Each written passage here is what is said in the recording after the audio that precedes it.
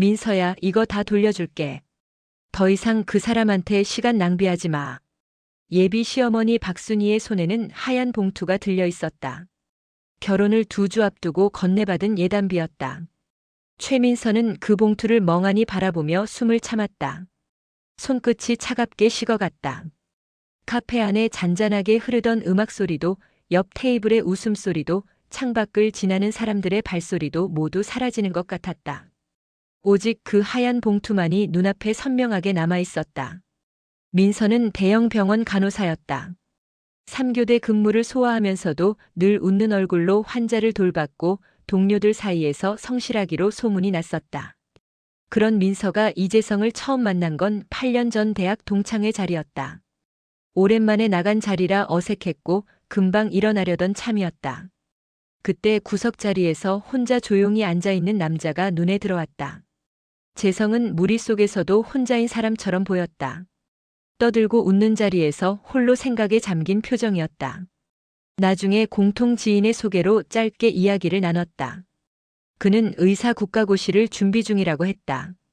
눈빛이 단단했고 말 한마디 한마디에 확신이 넘쳤다. 꿈에 대해 이야기할 때 그의 표정은 달라졌다. 나는 반드시 해낼 거야. 그 한마디가 민서의 가슴 어딘가에 조용히 박혔다. 처음엔 평범한 연애였다. 주말이면 함께 한강을 걷고 소박한 밥집에서 밥을 먹었다. 재성이 고시 이야기를 할 때면 민서는 진지하게 들어줬고 지친 날엔 그냥 옆에 있어줬다. 그것만으로도 충분히 행복한 시간이었다. 하지만 재성이 본격적으로 시험 준비에 매달리면서 모든 게 달라졌다. 학원비, 교재비, 생활비. 처음엔 조금씩이었다. 이번 달 학원비가 좀 부족한데 빌려줄 수 있어? 민서는 기꺼이 건넸다. 빌려준다기보다는 그냥 줬다. 돌려받을 생각은 처음부터 없었다. 사랑하는 사람이 꿈을 이루는 과정에 함께하는 것이라고 생각했으니까. 어느 순간부터 민서가 모든 것을 감당하고 있었다. 야근을 마친 밤에도 재성이 있는 고시원 앞에 들러 도시락을 건넸다. 재성은 고맙다고 했지만 방 안으로 사라지면 그것으로 끝이었다. 민서는 혼자 귀가하면서도 내일도 잘할 수 있겠다고 스스로를 다독였다. 자신을 위한 코트 하나 사는 것도 참았다. 친구들이 백화점 세일 이야기를 꺼낼 때마다 다음에라는 말로 넘겼다. 지금 쓸 돈이 없었다. 아니, 쓰고 싶지 않았다. 재성의 합격이 더 중요했으니까. 친구들은 말렸다. 합격 보장도 없잖아. 의사 시험이 그렇게 쉬운 줄 알아? 내가 너무 손해보는 거 아냐? 민서는 그때마다 애써 웃으며 대답했다. 재성이 정말 열심히 하고 있어. 조금만 더 기다려주면 돼. 하지만 속으로는 불안했다. 1년이 지나고 2년이 지나고 3년이 지나도 재성은 고배를 마셨다. 그래도 민서는 곁을 지켰다. 8년이라는 시간을 함께 보냈는데 이제 와서 떠날 수는 없었다. 지금 포기하면 그동안의 시간이 전부 무너지는 것 같았다. 그러던 어느 봄날이었다. 병원 로커룸에서 핸드폰을 확인하던 민서의 손이 멈췄다. 재성에게서 문자가 와 있었다. 나 합격했어. 순간 눈물이 쏟아졌다. 입술을 깨물고 참았지만 어깨가 들썩였다. 옆에 있던 동료가 놀라서 다가왔다. 민서는 고개를 저으며 괜찮다고 했다. 괜찮은 게 아니었다. 너무 기뻐서 숨이 막힐 것 같았다. 퇴근 후 민서는 재성이 있는 고시원으로 달려갔다. 좁은 방 안에 재성이 서 있었다. 두 사람은 말없이 서로를 안았다. 재성의 눈에도 눈물이 고여 있었다. 민서야, 고마워. 내가 없었으면 진짜 못 버텼을 거야. 그 말 한마디에 8년이 녹아내리는 것 같았다. 우리 이제 결혼할 수 있겠다. 당연하지. 재성이 작게 웃으며 대답했다. 그날 밤 두 사람은 처음으로 제대로 된 축하 자리를 가졌다. 비싼 식당이 아니어도 좋았다. 민서에게는 8년 중 가장 행복한 저녁이었다. 드디어였다. 드디어 우리 차례야. 민서는 그 밤을 오래오래 기억할 것이라고 생각했다. 이 행복이 오래 이어질 거라고 믿어 의심치 않았다. 하지만 세상은 민서가 바라는 방향으로 흘러가지 않았다. 행복한 시간은 생각보다 짧았고 균열은 이미 조용히 시작되고 있었다. 민서는 아직 그것을 몰랐다.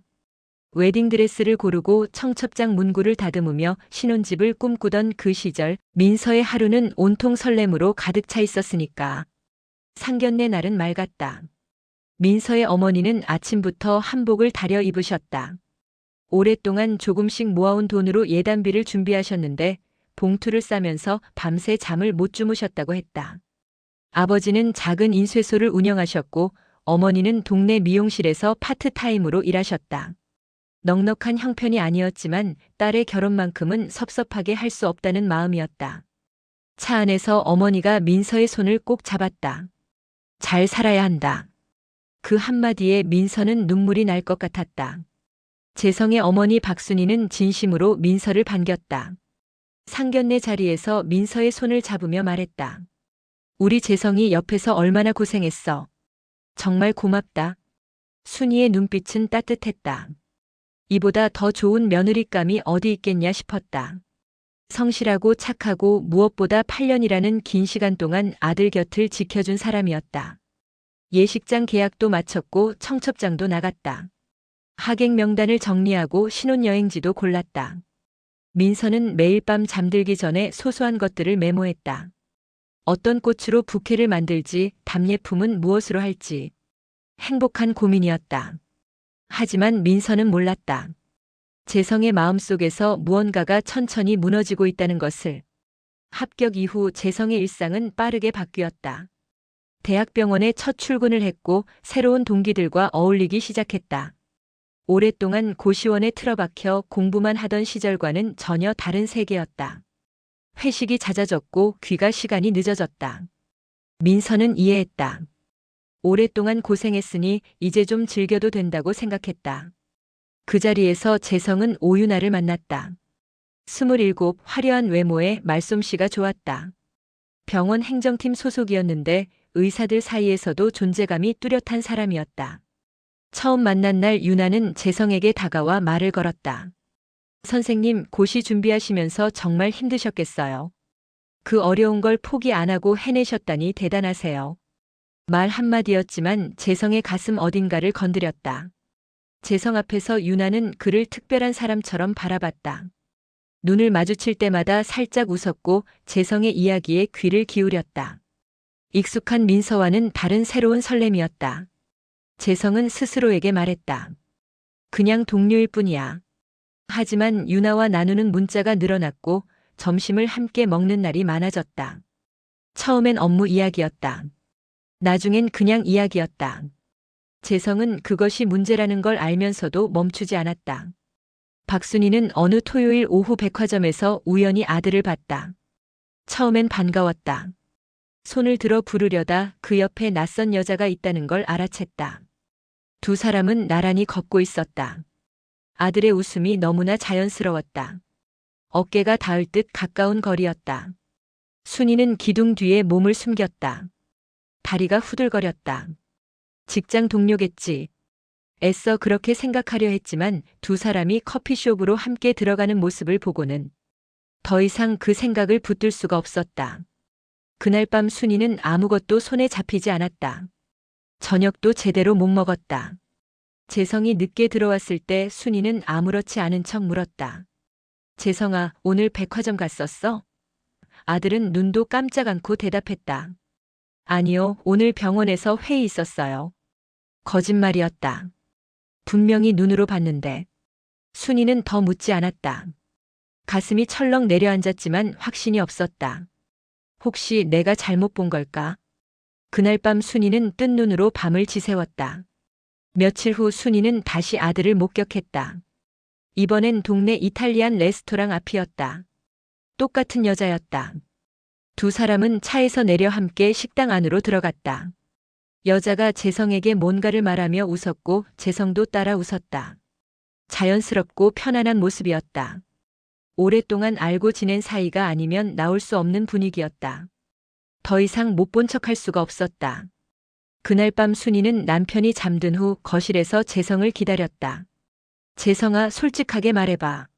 지금 다른 사람 만나고 있어? 긴 침묵이 흘렀다. 아들은 고개를 숙인 채 아무 말도 하지 않았다. 부정하지도 않았고 인정하지도 않았다.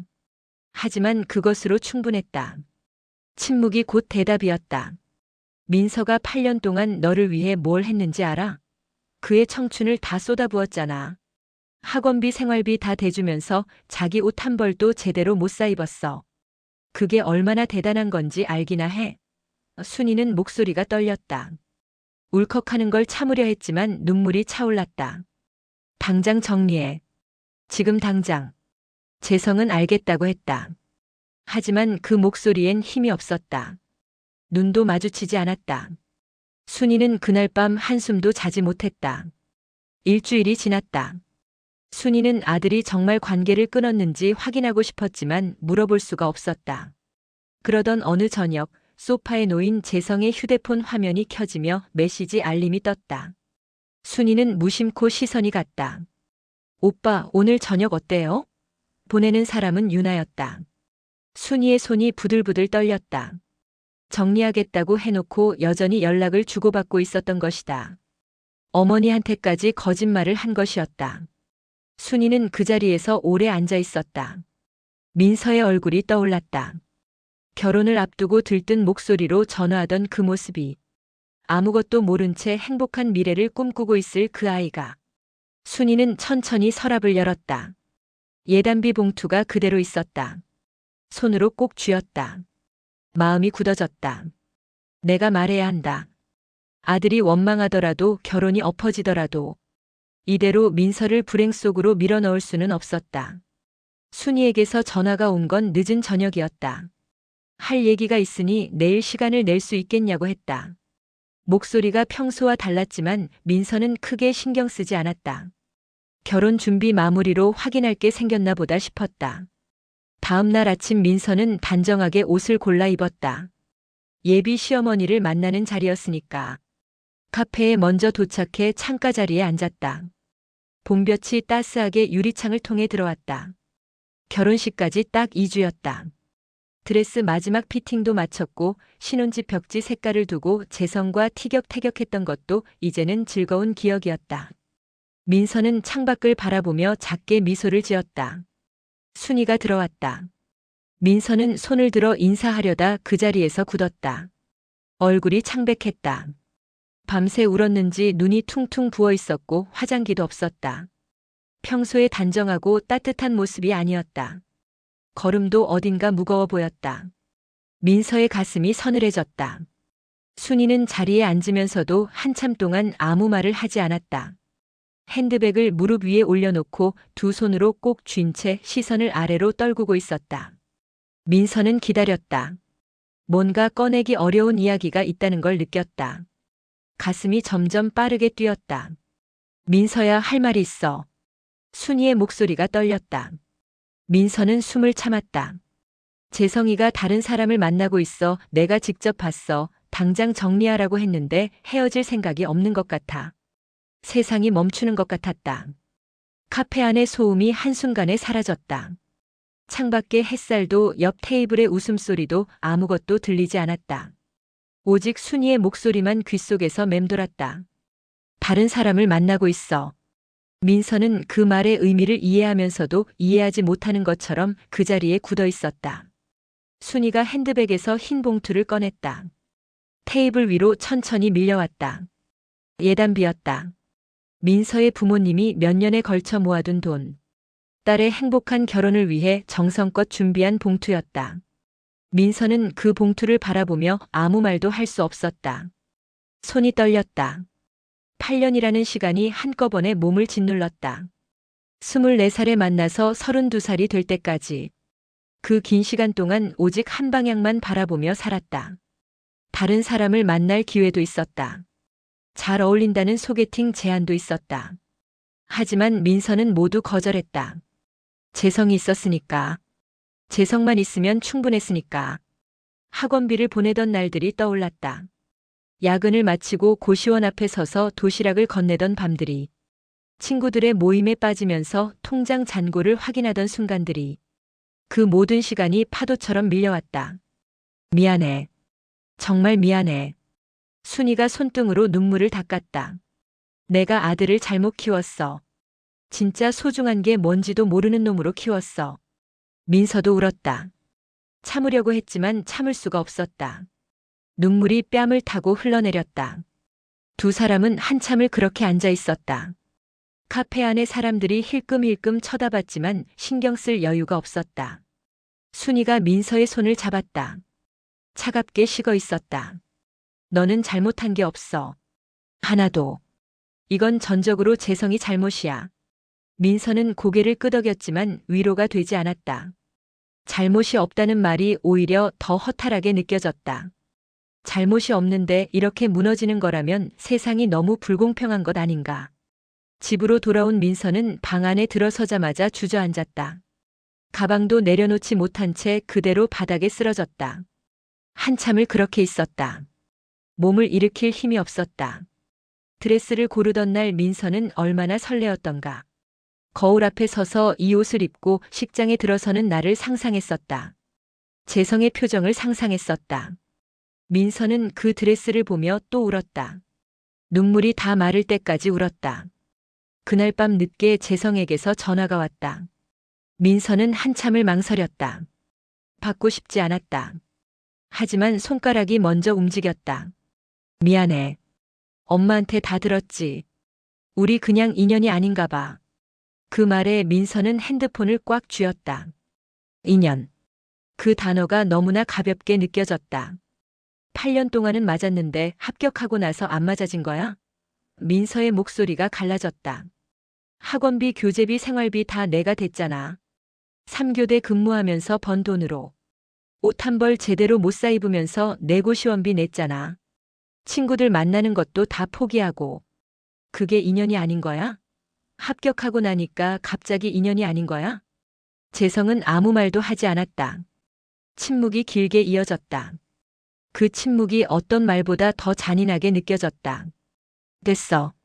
다시는 연락하지 마. 전화를 끊었다. 핸드폰을 침대 위에 던지고 베개에 얼굴을 묻었다. 온몸이 떨렸다. 8년이 끝나는 소리가 들리는 것 같았다. 소리도 없이 조용하게, 그러나 완전하게. 민서는 그날 밤 뜬 눈으로 새벽을 맞았다. 창밖이 밝아올 때까지 천장만 바라보았다. 내일부터 어떻게 살아야 하는지 아직 알 수 없었다. 다만 한 가지는 알고 있었다. 오늘 이 밤이 지나면 모든 것이 달라진다는 것을. 2년이 지났다. 그 사이 민서는 많은 것이 달라졌다. 머리를 단발로 잘랐고 오래 미뤄뒀던 상급 자격증 공부를 다시 시작했다. 친구들과의 약속도 더 이상 거절하지 않았다. 주말마다 요가를 다녔고 퇴근 후엔 직접 요리를 해먹는 것이 새로운 낙이 되었다. 처음엔 라면 하나 끓이는 것도 귀찮았다. 전화를 받지 않고 이불 속에서만 지내던 날들도 있었다. 하지만 시간은 흘렀다. 부엌에 서서 칼질에 집중하다 보면 아무 생각도 하지 않아도 되는 순간이 생겼고 그 순간들이 조금씩 민서를 일으켜 세웠다. 어느 주말 오후 민서는 동네 마트에서 과일을 고르고 있었다. 오렌지를 하나씩 들어보며 고르는데 익숙한 목소리가 들렸다. 민서야. 박순이었다. 2년 만이었다. 순간 몸이 굳었다. 피하고 싶다는 생각이 먼저 들었다. 아직도 그날의 기억이 완전히 지워지지 않았다. 카페 창가에서 흰 봉투를 받아들던 그 순간. 손이 떨렸던 것. 그 기억들은 희미해졌지만 사라지지는 않았다. 하지만 순이는 이미 다가오고 있었다. 가까이서 보니 많이 달라져 있었다. 얼굴엔 주름이 깊어졌고 흰머리가 부쩍 늘어 있었다. 전체적으로 많이 야윈 모습이었다. 2년이라는 시간이 그녀에게도 결코 평탄하지 않았다는 걸 한눈에 알 수 있었다. 잘 지냈니? 네. 어머님도 건강하세요? 두 사람은 잠시 어색한 침묵 속에 섰다. 순이가 먼저 말했다. 시간 되면 커피 한잔 할 수 있어? 민서는 잠깐 망설였다. 하지만 순이의 눈빛을 보니 거절할 수가 없었다. 그 눈 안에 미안함과 안타까움이 가득했다. 마트 근처 카페에 들어가 창가 자리에 마주 앉았다. 커피가 나오고 한참 동안 두 사람은 말이 없었다. 순이가 먼저 입을 열었다. 재성이 지금 많이 힘들어. 민서는 아무 말 없이 들었다. 그 여자가 알고 보니 완전 사기꾼이었어.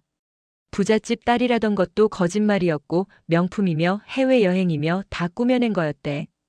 빚이 수천만 원이나 있었어. 혼인신고를 하고 나서야 빚쟁이들이 찾아왔다는 거야. 순이의 목소리가 낮게 가라앉았다. 아이도 재성이 아이가 아니었어. 다른 남자아이를 임신한 채로 우리 재성이한테 접근한 거래. 처음부터 계획적이었던 거지. 지금 이혼 소송 중인데 벌써 1년이 넘었어. 변호사 비용에 재판 비용에 직장에서도 소문이 다 났고. 완전히 망가졌어. 민서는 창밖을 바라봤다.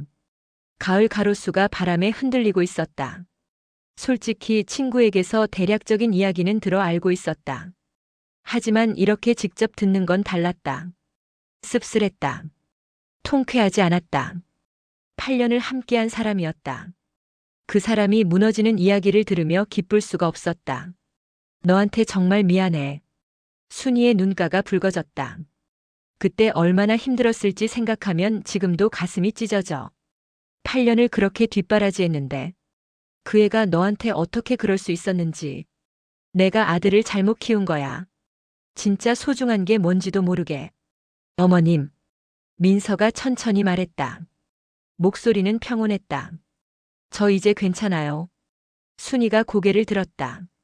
처음엔 정말 힘들었어요. 출근길에도 퇴근길에도 밥을 먹다가도 자꾸 눈물이 났어요. 8년이 한꺼번에 무너지는 게 그렇게 힘들 줄 몰랐어요. 민서는 커피잔을 두 손으로 감쌌다. 근데 시간이 지나니까 오히려 잘된 일이라는 생각이 들더라고요. 만약 결혼했으면 저 평생 불행했을 거예요. 마음도 없는 사람이랑 살면서 뭔가 이상하다는 걸 느끼면서도 애써 모른 척하며 살았겠죠. 그게 더 비참했을 것 같아요. 순이는 눈물을 닦았다. 어머님이 용기 내서 말씀해 주신 거잖아요. 민서가 말을 이었다. 그게 얼마나 힘드셨을지 알아요. 아들 결혼식 2주 앞두고 직접 나서서 파혼을 알리는 게 쉬운 일이 아니잖아요. 그 용기가 저를 구해준 거예요. 오히려 감사해요, 진심으로. 순이는 한참 동안 민서를 바라봤다. 눈물이 멈추지 않았다. 상처를 딛고 이렇게 단단하게 일어선 모습이 대견하면서도 미안했다. 두 사람은 한참을 더 이야기했다. 민서는 최근에 병원에서 수간호사로 승진했다고 했다. 순이는 진심으로 기뻐했다. 정말 잘 살고 있구나. 민서는 웃으며 고개를 끄덕였다. 네, 이제 행복해요. 혼자서도요. 카페를 나서며 순이가 민서를 꼭 안았다. 작고 따뜻한 포옹이었다. 좋은 사람 꼭 만나. 너를 진짜로 소중히 여겨줄 사람. 너는 그럴 자격이 충분해. 민서는 말없이 고개를 끄덕였다. 밉지 않았다.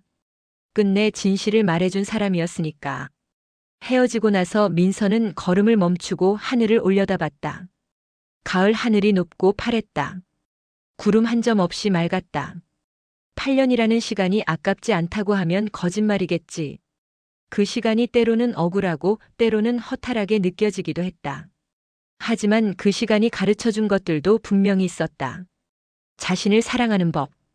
진짜 소중한 게 무엇인지. 화려해 보인다고 해서 진짜가 아니라는 것을.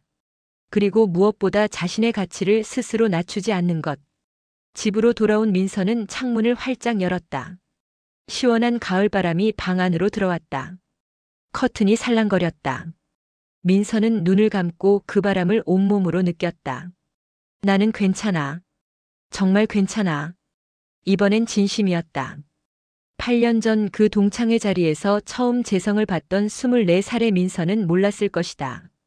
이런 상처를 겪게 될 거라는 것도, 그리고 그 상처를 딛고 이렇게 단단해질 수 있다는 것도. 민서는 천천히 눈을 떴다. 저녁 해가 지고 있었다. 오렌지빛 노을이 하늘을 물들였다. 내일도 해는 뜰 것이고 민서의 하루는 계속될 것이었다. 더 단단하게, 더 자유롭게, 그리고 언젠가는 진짜 사랑을 만나게 될 거라는 조용한 믿음을 가슴에 품고.